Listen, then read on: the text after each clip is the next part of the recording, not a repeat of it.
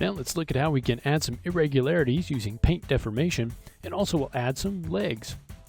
Alright, so I've got the kind of the seams added to all of our pieces, but it still looks very, very clean, and a little bit too clean actually. So what can we do to kind of mess things up a little bit? So one of the things that we can do is use paint deformation. Go ahead and turn on our edged faces so that you can see everything here.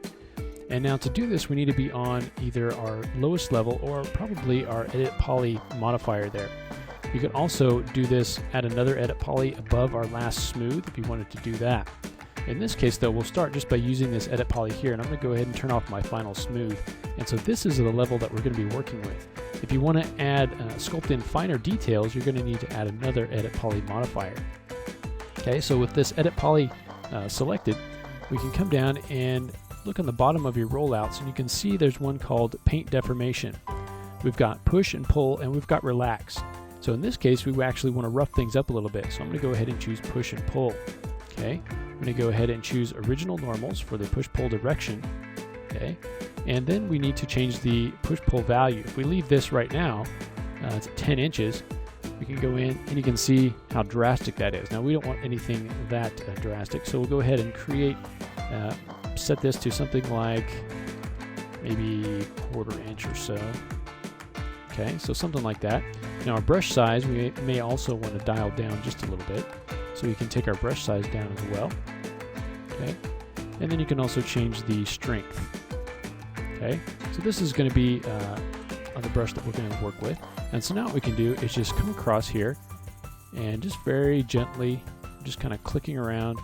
I'm just kind of roughing this up a little bit. I can change the brush size down even further and come in here and kind of change the shape of this just a little bit. Nothing to kind of change the major shape, but just kind of rough up the surface a little bit so it's not completely flat. Okay, so now when we take a look at this, and we go ahead and now smooth this and turn off our edged faces, you can see how that looks a lot more realistic than say the one next to it. Just because nothing in reality is going to be completely straight like this or completely smooth. It just looks kind of fake. So adding that little bit of deformation is just going to help. Okay, you might want to add a little bit more to the cushions, but you can also do the same thing on the back here. So we'll go to our edit poly, turn off the visibility on our turbo smooth temporarily, and under paint deformation, we'll go ahead and do push pull, dial our brush size down quite a bit, and dial our push pull value down to again something like 1/4 inch, 1/2 inch, something like that. And then we can just come in here and don't have to be really too exact with it. You just want to come in and kind of add a little bit of surface variation here. Okay, you turn that smooth back on, turn our edge faces off, and you can see that now adds a lot of realism. If we just concentrate on this section, we've now added a lot of realism just by going in and using our paint deformation here, push and pull. So have some fun with that. Go through the different pieces and add just a little bit. You don't want to go too crazy. You just want to create the look that it's some sort of a fabric or vinyl or whatever surface you want it to be, and the fact that it's got some irregularities in the surface, as any surface will have. Alright, the next thing that we want to do following that is to actually add some legs to this. So right now this I think is pretty much sitting on the floor. So what I want to do is just select all of the different pieces here. Okay, go ahead and select all my pieces and get all those selected. Select all those and get everything selected. And now if we go to our side view, our left-hand view, let's just bring this up off the floor just a little bit. Okay, so we'll bring that up, give us a little room down there. And now we want to add some little legs. So I'm going to go into the top view, okay, and I'll just draw out a kind of a cylinder from the top. Make sure I'm in my top view here. I'm going to draw out a cylinder. Okay, so we'll go into create and create a cylinder, and I'll just draw out a small cylinder here and kind of pull up the height, and then we'll go into modify so that we can change that. Okay, if we go in here to our left hand view, we can see that we need that to be a little bit taller. Alright, so we can go ahead and with our cylinder selected, choose the height here. Go ahead and bring that up, and then we can just kind of make any kind of shape that we want. So in this case, I'm going to go ahead and convert this to an editable poly, and I'll just grab some of these vertices and just kind of scale them in a little bit and play around with it. And feel free to make any sort of shape that you want. Okay, I'm just making kind of a simple, kind of a small leg shape here. Okay, and I'll just kind of pull this down. So something along those lines, okay? And so the next thing that we want to do is start to create multiples of these. Now in 3ds Max, it's very simple to create a clone. You can just use your translate or your move or your rotate or scale and combine that with your shift key, and you can actually create clones very quickly. So if I want to create another one down here, I just simply go to move, hold down shift, and drag across. And you can see that brings up our clone options, and we're able to copy, instance, or reference, and we choose also the number of copies. You can simply choose one copy and go ahead and move that into position. Okay, I can now simply hold down shift again and make another copy. Say OK to that, and I'll simply come in and start adding these legs all across. Okay, and I'll put maybe 4 legs for each section here, and just put those at the corner. Okay, so you can see what this looks like. So very quickly able to just come in and add some legs, right? And so you just want to do that across the whole piece. So I put 4 at each, at the corner of each section, basically. All right, so come in and add a little roughness to your model. It's going to add a lot of realism here. We've got the seam and now some roughness. Just kind of makes it stand out a little bit more, makes it look a little less CG. And then also we've got the legs added, so come in and start to add those as well. And you can make any shape for those that you want. Okay, so let's go ahead and finish up and then just create a chamfer box. And I'll just kind of draw one out in here, maybe about this size. Go ahead and bring up the height and then the smoothness on the edges there.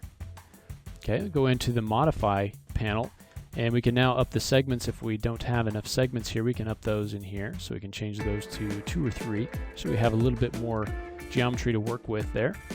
We'll go ahead and go into the perspective view, turn on edged faces, and now I want to deform this, so I'm going to use a modifier, in this case an FFD modifier.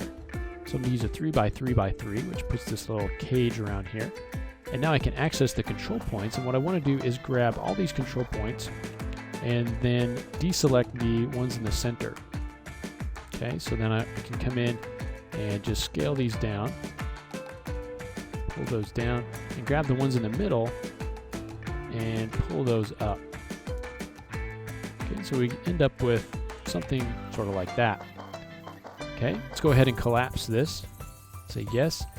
And now around this edge here, I'm going to go ahead and go to an edge selection, grab this loop. Okay, we want to go down and actually select the loop, so we want to make sure instead of editable mesh that we're converted to an editable poly.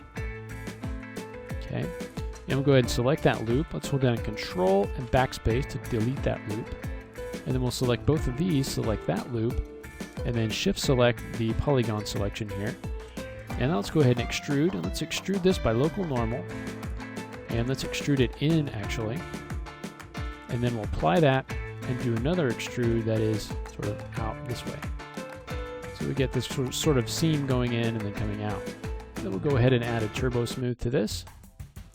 Okay, we can add a couple of iterations and see what that looks like. And there we've got a nice little pillow. Okay, if we want to turn this off and either smooth this, or I'm sorry, paint this using this, or we can actually add another edit poly up above this. Okay, so in this case, just do maybe one iteration and then use our edit poly here to actually go in and paint deformation. We can change this to maybe 0.25. Okay, and just dial our brush size down quite a bit. Okay, and then we can come in here and modify this and do a little bit of quick deforming here just to add a little bit. All right. And if you wanted to smooth that again, you could go ahead and do that as well. Okay, now you can grab this and let's place it onto our sofa here and size it. Okay, we'll kind of scale this down a little bit, and maybe want to kind of rotate this around. Grab this guy. going to rotate this around, and I've just added a white material onto this this couch. You're free to do whatever you want for that. And then we'll come in and maybe get a new material in our material editor, and the diffuse. We grab a kind of an orange color there, and then we can just drop it on here. And then all we have to do is in our move, just go ahead and hold down Shift, and that will create some clones that we can populate our sofa with here. Okay. So once we have some accent pillows on here, one thing that you can also add if you want to, and you can just do this using the exact same techniques that we used before, would be to add a simple ottoman. Okay. So this, you would just use a simple cylinder for that. Okay.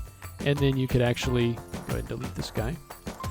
And then you could actually come in and do the same sort of techniques we used on all these cushions with this simple ottoman. You can see it has the same kind of legs. All right, so there you go. In just a few minutes, we've been able to create a nice piece of furniture here.